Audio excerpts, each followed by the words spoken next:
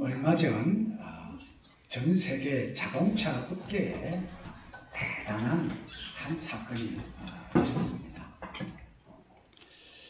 지금까지 전 세계 가장 크고 제일 큰 이 시총 1위 기업이 전 세계를 주름잡고 있는 일본의 토요타 자동차였습니다.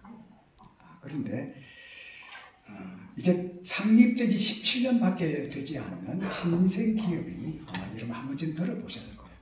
테슬라라는 자동차가 세계 자동차 업계 1위 자리에 등극을 했습니다. 이 테슬라는 앨런 머스크라는 창업자가 이 자동차 회사를 만들었습니다. 네. 바로 이분인데요. 이분은 남아프리카 공화국 출생입니다. 그러니까 어렸을 때부터 책 읽는 걸 아주 좋아했습니다. 그래서 하루에 한 10시간 이상 늘 책에 그렇게 묻혀 살았습니다. 그리고 초등학교 3학년, 4학년 때는 학교에 있는 도서관, 그리고 마을에 있는 도서관에 있는 모든 책들을 완전히 다 섭렵을 하고, 이제 읽을 게 없으니까 무슨 책을 보느냐, 엄청나게 많은 숫자로 되는 브리테니카 사전을 그냥 깊이 읽고 또 읽었습니다. 그리고 이분이 자라면서 가슴 속에 내가 세계를 향해서 무슨 일을 할까, 세계를 위해서 내가 어떤 선량력을 끼치는 사람이 될까 하고 그가 꿈을 품었는데 세 가지 꿈을 품었습니다. 하나는 다음 세대 전 세계를 움직일 수 있는 것은 세 가지인데, 하나는 인터넷이요, 둘째는 재생에너지요, 그리고 셋째 내가 우주시대를 열리라. 이 세 가지 꿈을 꾸게 된 겁니다. 알고 보면 이 세 가지가 다 연결이 돼요. 인터넷과 재생에너지, 우주, 이 세 주제가 서로 연결이 되는데, 그가 이루는 여러 가지 일 가운데 오늘 자동차에 대해서 한 말씀 먼저 드리고 싶습니다. 이 재생에너지 꿈을 품으면서 그가 창업했던 회사가 바로 이 테슬라라는 자동차 회사입니다. 이 자동차가 지금 세계 센세이션을 일으키고 있습니다. 제가 가끔 자동차를 타고 가다 보면 미국에서 수입된 이 테슬라 자동차가 여기저기 다니는 걸 봅니다. 이 자동차는 다른 자동차와 다른 게 있는데, 그 첫 번째가 뭐냐? 전기 자동차입니다. 우리 보통 자동차는 매연, 엔진으로 하는 매연이 자꾸 나오는 자동차인데, 이 자동차의 특징은 뭐냐? 매연이 없어요. 왜? 전기로 굴러가는 자동차이기 때문에. 또 다른 하나는 이 자동차 자율주행 자동차입니다. 오토파일럿이라고 하는 프로그램인데요. 얼마 전에 우리나라에 이런 일이 있었던 거 여러분 기억하십니까? 우리나라 통신 위성을 이렇게 쏘아 올릴 때 날아가서 서게 했던 적이 있습니다. 지금 우리나라가 쏘아 올린 통신 위성이 18개가 됩니다. 그런데 이 앨런 머스크라는 사람이 지금 쏘아 올린 인공위성이 몇 개 정도 되느냐? 올해만 해도 약 15,000개에서 2만 개 가량. 그리고 내년 후에 지금 계획에 3만에서 4만 정도 인공위성을 쏘아 올려서 이 둥근 지도를, 지구를 자기가 쏘아 올린 인공위성으로 완전히 다 감싸는 겁니다. 그리고는 이 지구를 5G로 컨트롤하는 자율주행 시대를 열겠다. 지금 현재 굴러가고 있는 자동차를 보면 한 2세대에서 3세대 정도 지금 진행되고 있는데, 며칠 전 상해에서 발표된 것을 보면 올 연말이면 완전히 자율주행이 가능한 5세대가 곧 열리게 될 것이다. 그렇게 선언을 했던 사건 기사를 제가 본 적이 있습니다. 근데 이 자동차는 다른 자동차하고 전혀 달라요.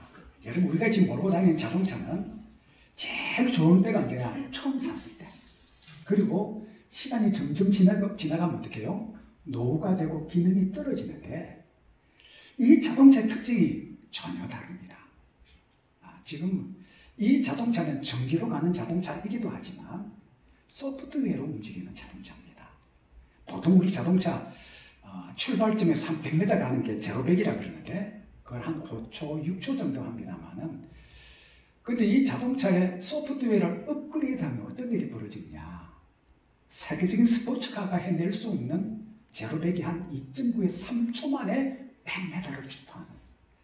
점점 자동차가 노후화되어 가는 게 아니라 소프트웨어를 업그레이드하면 더 좋은 성능의 자동차로 바뀌는 개념의 자동차입니다. 그래서 지금 전 세계 자동차 업계가 지금 이 패러다임이 바뀌는 이런 시점에서 생존 경쟁을 벌이고 있는 그런 상황 속에 지금 처했습니다.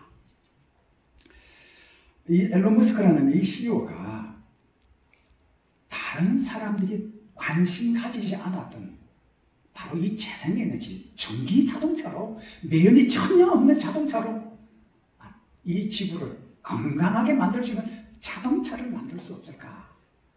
오랫동안 고민하고 2003년에 이 자동차 회사를 창업하고 나서 이제 그 결실을 하나 둘 이제 맺어가고 있는 상황을 보게 됩니다. 저는 이분이 참 좋은 이유 중에 하나가 다른 사람이 관심 가지지 않은 거 그거 바라보고 그 꿈을 꾸고 수많은 시행착오를 포기하지 않고 끝까지 한 길로만 걸어와서 여러분 지금 전 세계 자동차 다 합쳐도 감당이 안 되는 시총 1위 기업인 테슬라가 그 자리에 등극하게 된 겁니다. 자, 오늘 저는 이 본문의 말씀을 읽을 때마다 참 가슴이 뜁니다. 왜냐?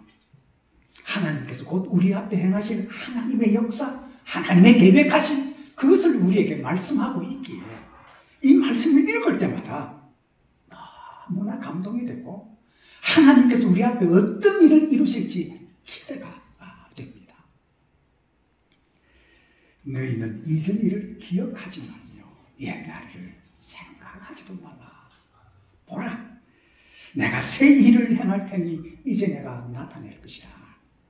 네가 그것을 알지 못하겠느냐? 반드시 내가 사막의 길을, 광야의 길을 사막에 강을 내겠다. 주님 오늘 우리에게 말씀하고 계십니다. 다시 말하면 우리가 생각하지도 못하고 상상하지도 못하는 하나님의 역사를 우리 앞에 이루시겠다고. 그것도 내가 반드시 이루시겠다.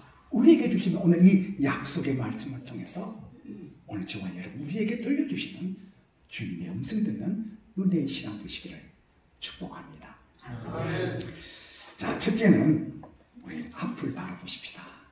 내일을 바라보고 미래를 바라보는 우리가 되기를 축복합니다. 18절에 이렇게 기록하죠. 너희는 이전 일을 기억하지 말며 옛날 일을 생각하지 말라. 하지 말라라는 거 두 가지 나오는데 기억하지도 말고 생각하지도 말아라. 어떻게 보면 이거 과거 다 잊어라 이런 말씀이 아니에요. 하나님께서 앞으로 이루실 하나님의 역사, 하나님의 계획, 하나님의 그 비전을 바라보라는 겁니다. 여러분 가끔 이렇게 젊은 분들 또 나이 드신 어르신들을 만나서 이렇게 대화를 해보면 확연한 차이가 하나 있어요. 우리 젊으신 분들 10대, 20대 청년들 만나서 이야기하면 그들 대부분의 이야기가 뭐냐 이렇습니다.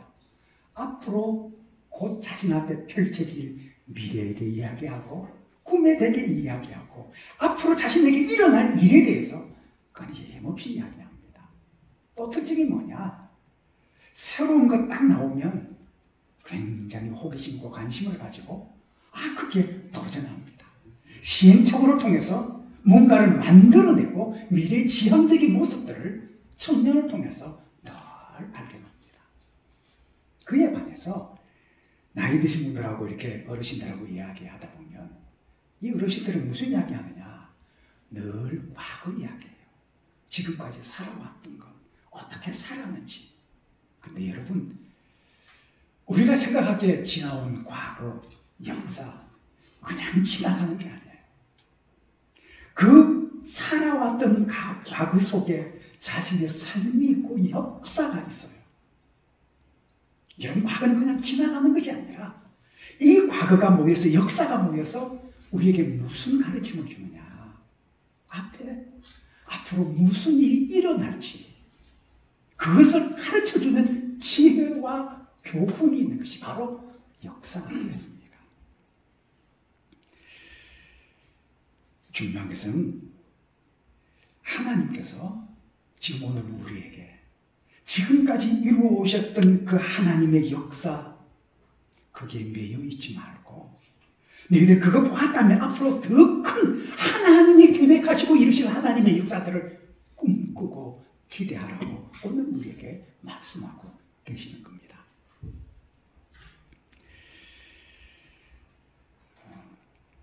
호스피스 운동을 일으켰던 엘리자베스 퀴블러 로스라는 여성 박사님이 계십니다. 이분은 평생 동안 죽음의 문제를 연구하고 그가 노후에 냈던 책 중에 아마 인생 수업이라는 책, 전 세계적으로 베스트셀러가 되던 책이 있습니다. 이분이 여러 가지 이유가 있습니다만은 이분은 좀 다른 사람은 조금 다른 인생을 살아왔습니다. 태어날 때 새 쌍둥이 중에 한 사람 맞이로 태어났어요. 그러니까 아빠 품에 안길 때마다 여러분 기억나십니까? 어렸을 때 나를 품어주시는 아빠 엄마가 애들을 안으면서 누구야 하고 부르는데 아빠가 자주 부르셨다는 거예요.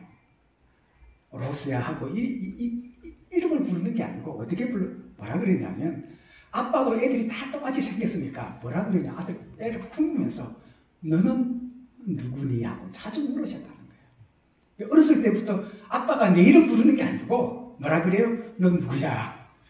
그러니까 어렸을 때부터 나는 누구지? 인생이 뭘까? 죽음이 뭘까? 이 문제를 계속 고민하면서 그러면서 호스피스 운동을 시작하게 됐다는 거예요. 이분은 이런 고백합니다. 한때 뉴욕에서 강연회를 할 때 1,500명 엄청나게 많은 사람이 이 강연에 참석을 했습니다. 그리고 끝나고 나서 사인회를 하는데 그 많은 사람들이 하나도 가지 않고 줄을 서서 이 로스 박사님의 사인을 받기 위해 줄을 선 거예요. 계속 사인을 해도 줄이 줄어들지 않는 겁니다. 근데 문제는 뭐냐? 지금 비행기 예약 시간은 점점 다가오고 사람들의 줄은 끊어지지 않고 그러니까 이 사회자가 양해를 구하고 이 로스 박사님은 곧 약속 시간이 돼서 공항으로 가야 되니까 여러분 양해를 구합니다 하고 사인회를 중단하고 부랴부랴 짐을 싸서 공항으로 떠난 겁니다. 죄송합니다. 자, 그러고 나서 이 로스 박사님이 공항에 가서 출국 수속을 다 밟고 짧게 남은 이 시간 보따리 싸들고 어디 가냐? 화장실에 들어가서 변기에 앉으셨대요. 여러분 공공 화장실에 가보면 좀 특징이 있죠, 그죠? 앞에 한 요만큼 이렇게 밑에 딱 뚫려 있잖아요. 바쁘게 쫓아와서 수속을 다 밟고 화장실에 딱 앉아서 이제 한숨 돌리는데 손이 쓱 들어오더라는 거예요. 그 손에서 뭐가 있느냐?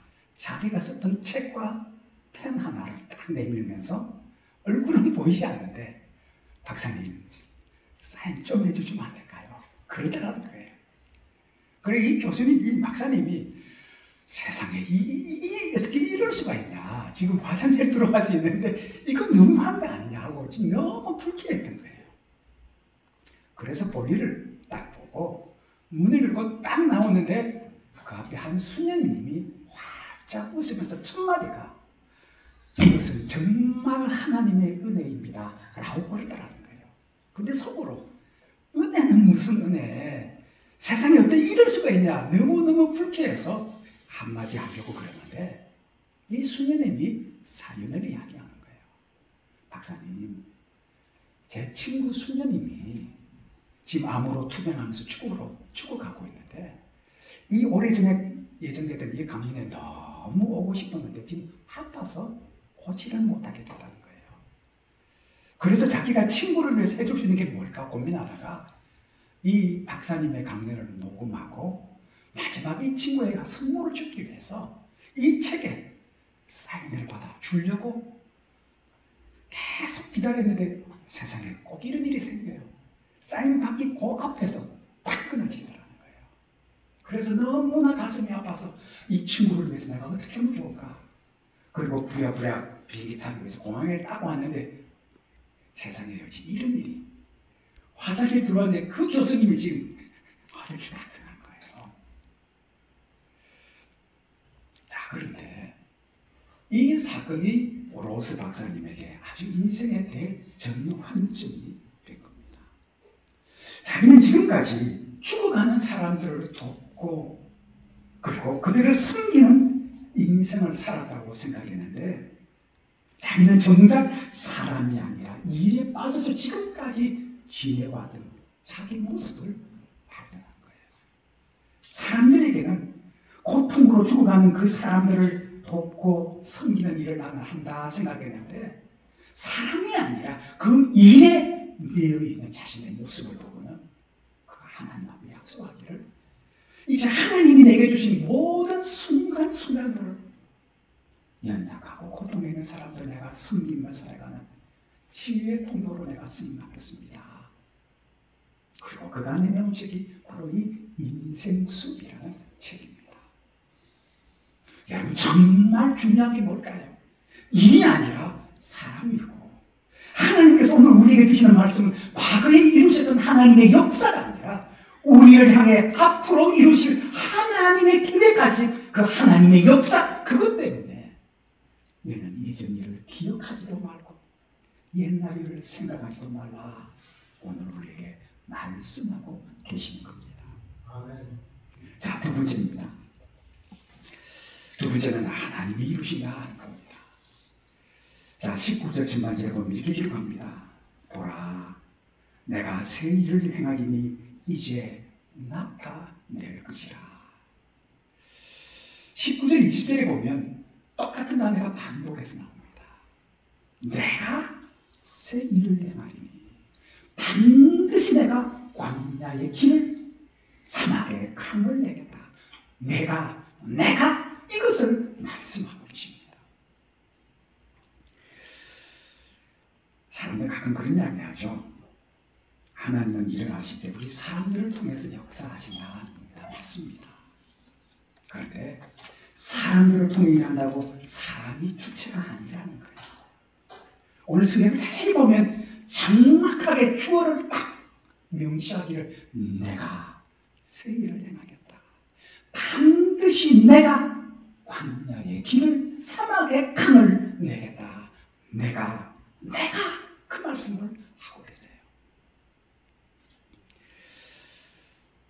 여러분 때로 하나님께서 우리 사람을 통해 역사하시지만 내가 아니라 또 다른 사람을 통해서 심지어 사람이 아니라 환경과 하나님의 주권적인 역사를 통해서 이루시는 하나님의 모습을 우리는 봅니다.